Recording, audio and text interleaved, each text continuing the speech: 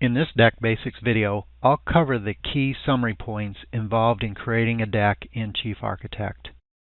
Let's begin the process with the types of railing walls used for decks. Underneath the railing wall tools are 4 specific wall tools for decks. There is the straight deck railing tool. As I click and drag the wall out, I also have a split screen of 3D so you can easily see what I'm doing. The next deck railing is a curved deck railing as we kind of click and drag a curve. And then there is a deck edge, which is a railing without a wall. You can kind of see that until we form the room, it doesn't show up. Once we close the room, as we go back over into the plan view, and we have the exact same tool with the curved edge deck. Let's go ahead and pull that over into this area. And once you have the walls that connect, it forms a room, and you can see the label is labeled deck because I've used the deck railing walls. The final tool underneath the deck railing walls is called a polygon shaped deck. This tool will allow you to set the side length, the radius of the side, the number of sides, and the length of each side. Once you've defined that information, you can click to place the deck, and it instantly will create that shape of deck. Now for the video, let's go ahead and draw a marquee around the previous deck, and I'm going to press the delete key. And let's take a look at modifying this deck and looking at the features of the deck in Chief Architect. Let's move over into the floor plan view. I'm going to click inside the area of the deck, and I'm going to open up the room by double clicking, and let's begin the process by starting on the Deck tab. Because I used the deck railing walls to create this deck, it has created the deck information on this panel. You can see that as we kind of walk down this dialog, it will automatically generate the framing. I can tip up, but you can see some of the framing in the story pole and then also underneath of the deck. This framing will move to the floor below if you create a foundation or if you create a second story. We'll take a look at that. It will move the framing to the floor below. There is an option to keep the deck framing if you delete the room. If I disconnect a wall in this room and I break the room definition for the deck, by unchecking this, all the deck framing would be deleted. So if you're going to modify it, once you get to a certain point, you may determine you want to keep the deck framing. For the deck planking, you can specify the overhang, the width, the max plank length. So if you're going to be creating a materials list with a cut and buy list, you can use this information.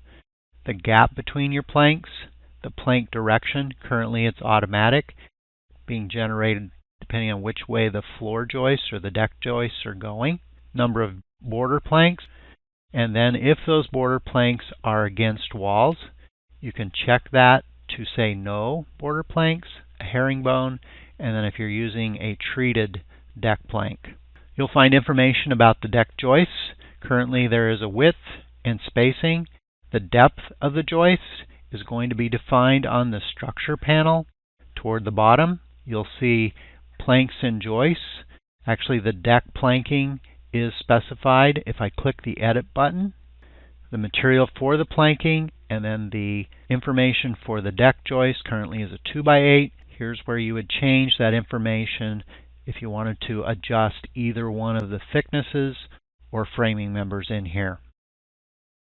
As I return back onto the deck panel, for the materials list you can mark that they're treated, and then the other panel related to the deck is for deck support. There is a check mark for deck beams. If you want to edit the beam information, you can come into the deck beam defaults and you can specify the depth, the width, the roll, the style of the framing member. If you wanted to change this, all show up in your materials list.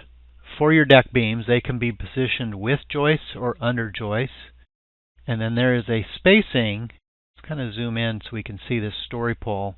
There is a spacing. Currently it's set to be 16 inches from the deck edge. If you want to set that to be flush, you can set it to be flush. And then if it's not flush, you can specify the offset from the deck edge. For deck posts, similar, you've got a spacing offset from end. It can be centered. If you again zoom in on this area down here and we look at the options to move it to the exterior, centered, or interior, I don't have a foundation, so I don't have any posts. The beam is setting directly on this. Once you get any variation or distance and requires a post, that will then update. To change the post information, you can click the edit button, and just like the beams, you can set the information about your deck post, what style of lumber you're using, if you want to show a cross box in your floor plan view if it's treated, and then the width information for your posts. And the final item is the deck post footings. You can specify the height above terrain, thickness, width, and shape, either square or round, and for your materials list, some rebar information. Let's turn our attention to the rail height and also the style of the rail. In the floor plan view, if I click on one of the walls, and I want to select all of the walls that make up this 8-sided deck, I'm going to use the tool that is called Marquee Select Similar. I'm just going to draw Marquee and grab all 8 walls at the same time, and then double click to open these up. To change the height for your railing walls, you'll find that setting underneath the newels and balusters, and it's called railing height. Currently set to 36. If I change that to 42, and then I close this dialog, you'll see the change in the 3D view. The next common thing is how to change the rail style. You can do that through the dialog we were just in. I sometimes find it easy to do it in a 3D view and browse out to the library and paint it on. Let me open up my library browser, and you can do a search. I've already found a predetermined manufacturer. If you scroll down, you can see that I've found the preview of it. When I click on this in the preview and I move over into the 3D view and I move my cursor over the railing, you'll notice that I get a replacement icon instead of my cursor. At that point, if I click, it will replace that railing. Again, you kind of move over to get the replacement icon. You can click and replace it. A little bit of busy work to click on each one of these. Notice in the floor plan view I get the same replacement icon, and it may be just a little bit quicker to click on each one of those walls to do that replacement process to change out the railing. If we peek at one of those railing walls, what just happened, you can make this same change inside of the railing. If I move over to the rail style, that painter that we just painted the cable railing on changed that from a baluster style railing into a panel style railing, and then on the newels and balusters it changed the panel style down here into the library where you can browse out and find the same railing. I find it easier to paint it on either in a 2D or 3D view. Let's next look at how to change the deck planking. The default material in here is a redwood material. If I want to change that, I'm going to type in the word Trex and do a search for the manufacturer. I'm going to come down and I'm going to find a particular material that I want to paint, and I'm going to paint that on one of the deck planks in the 3D view. When I paint the Trex, the program is going to notify me and indicate that the automatic framing, which the planking is part of, will be turned off if I paint this Trex decking material on here. So I'm going to cancel out of this. I want to leave the automatic framing on because I want to slope the terrain and I want to take advantage of the program's automatic tools until I'm very near the end, and then if I need to use the manual framing tools to make the change, I will. So let's double click inside the room and let's go into the structure panel, and I'm going to come down to the planks and joists, click the edit button, and here is where that material for the planking is set, and it's at 1 1/8 inch. Let's just click on the texture, and then I can do the exact same search. So we'll just search for Trex. I'll come down and find that particular material, and once I get that material, then that will be part of the deck framing, and any adjustments that are made in here will get adjusted and use the automatic tools. So that's the easiest way to change your deck planking. The other thing with deck planking inside of here is if you take a look for your planking information, let's go ahead and set the border planks at 2. If you want to change the planking direction, you can adjust that, and if I set that to something like 45 degrees, it will also update your framing potentially and adjust your framing according to what you've done. So if you make changes in there, it will make adjustments into your framing with the deck planking orientation. Notice that we have the border planks all the way around. The deck framing is currently being shown on floor 1. That layer is not turned on. I only have a single floor in this sample project. Let's come over to our layer display options, and I'm going to type in framing, and let's turn on our framing and take a look at the framing information, and we'll turn on the beams and then the deck framing, and then you can see the framing information that is showing up. I'm on floor 1. I only have a single floor. If I build a second floor, in this case a foundation level on floor 0, or if this deck were on floor 2 and I had a first floor, the deck framing will always show up on the floor below, with the exception of when you only have a single floor, as I do currently. Let's take a look at how that might affect this design if I build a floor below, and typically if you do have a design with a foundation, then that framing will show up on that floor below. Underneath the build floor, I'm going to come in and build a foundation. We'll just build the typical foundation, and then I'm going to make it blank since I don't really want anything on that floor. Now my floor indicator moved to floor 0. If I move up to floor 1, you can see that that deck framing has moved to floor 0, and that's where all the framing information now resides. You can also see that now that I have more depth in here, I have posts associated with the deck. One of the great reasons to leave on your automatic deck framing is if you have a terrain or a floor below, Chief Architect's deck framing will automatically grow to meet those platforms below or terrain below, and then you can always modify it at a later point. Let's add a terrain. I'm going to come over in the floor plan view, and I'm actually going to add the terrain on floor 1. Could be floor 0. Doesn't matter which floor you create it on. I usually create it on the floor that makes the most sense. I'm going to change my toolbar configuration to the terrain toolbar configuration. I'm going to come in and I'm going to use the tool that is called Terrain Tools and create Terrain Perimeter, and then we'll click and create the terrain. When the terrain perimeter comes in, the deck will adjust according to the terrain elevation. I'm going to set this so the terrain elevation is dropped below the deck. Let's just double click and open up the terrain perimeter here.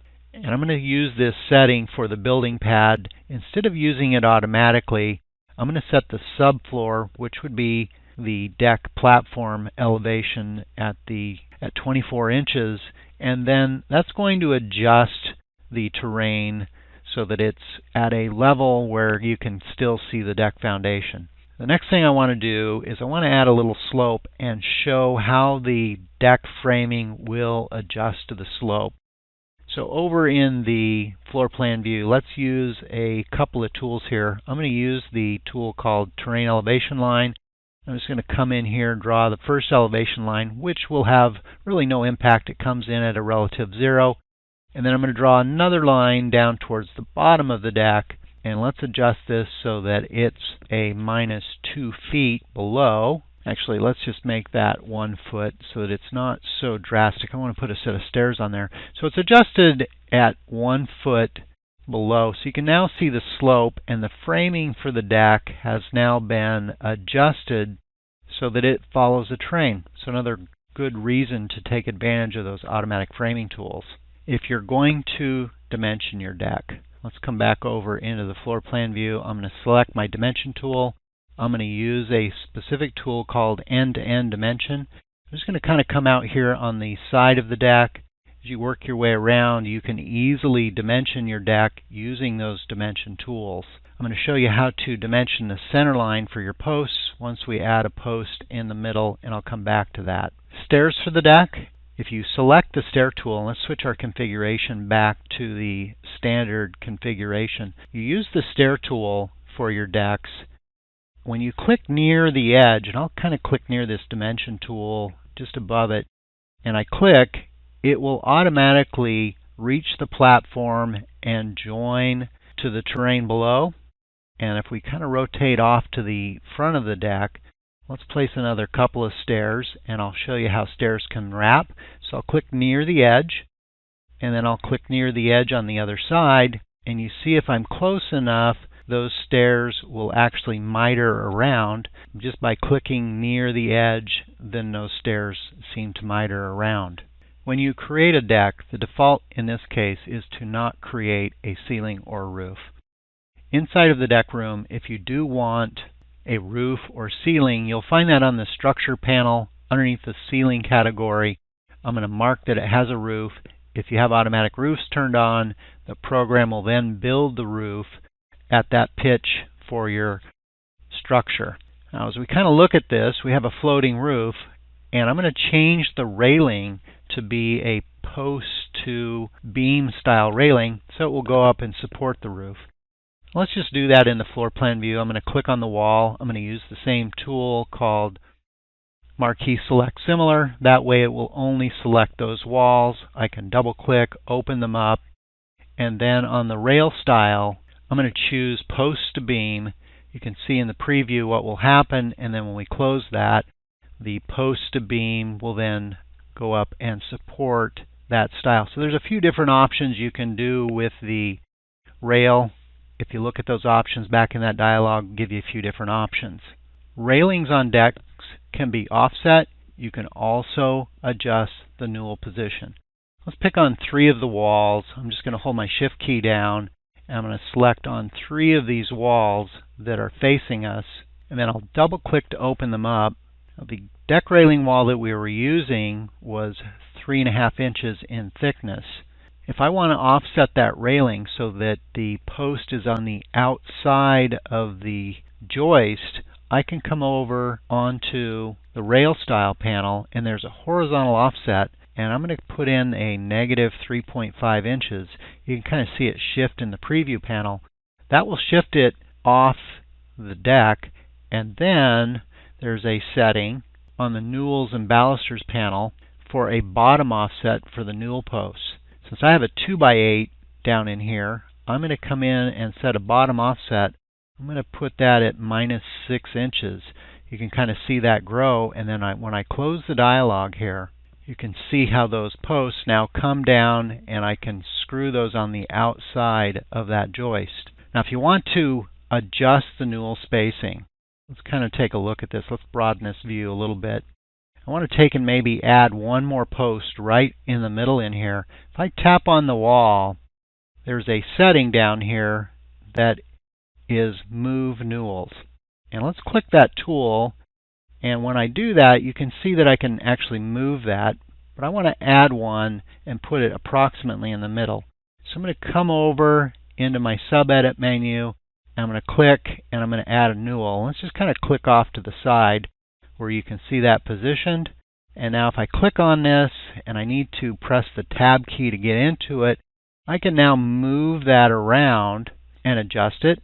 And if I go back into the floor plan view, I can actually use a dimension tool to pick that up and exactly center it. So let's kind of move back. Let's tile our screens, Shift F6 on my keyboard. And as I zoom in the floor plan view, you can see where that post is located right in here. And I want to run a dimension tool that will pick up the centers of that post and then make the adjustment. So I'm going to go into my dimension defaults. Let's begin with the Edit Active View, selected defaults, and currently we're using the floor plan dimension defaults. I might build a custom one for decks, but that's a separate help article or video. Let's come in here, let's edit this, and what I'm after is on the center line dimension. I'm going to make some adjustments in here. I'm not going to pick up any of the wall information. I'm going to turn off the openings. I'm going to come down, turn off fixtures, and then there's a category for other objects, and I'm going to actually select that I want to pick up newel centers. So that's the only thing that is enabled for this dimension default for locate center line. Then when I use the centerline dimension tool, pick up the centerline dimension, and I click and drag down through here, it's going to pick up the centerline dimensions, and then when I click on the newel post, I'll come down, hover over the dimension. I'm going to type in exactly 3 feet to position it, and now I have that adjusted. If you have a hard time selecting those newel posts, you can always click on the railing wall. Notice that we have the offset. You can use the tool down in your edit menu to move newels, and then you see the red selection handle. That way it's easy to get that selection. The final item for this Deck Basics video is creating a materials list for your deck. I'm going to click inside the deck room. You see the highlight. In my lower edit menu is an option to create a materials list for the deck. This is the easiest way to do this. This will generate a spreadsheet-like material list. You can sort this on lineal length, by list, cut list, or mixed reporting. And then you see the information down here in your materials list. You can put pricing information for these items. You can learn more about materials lists in the help file. Well, that wraps up this Deck Basics video. To learn more, please see the built-in help file, our other videos, and thanks for watching.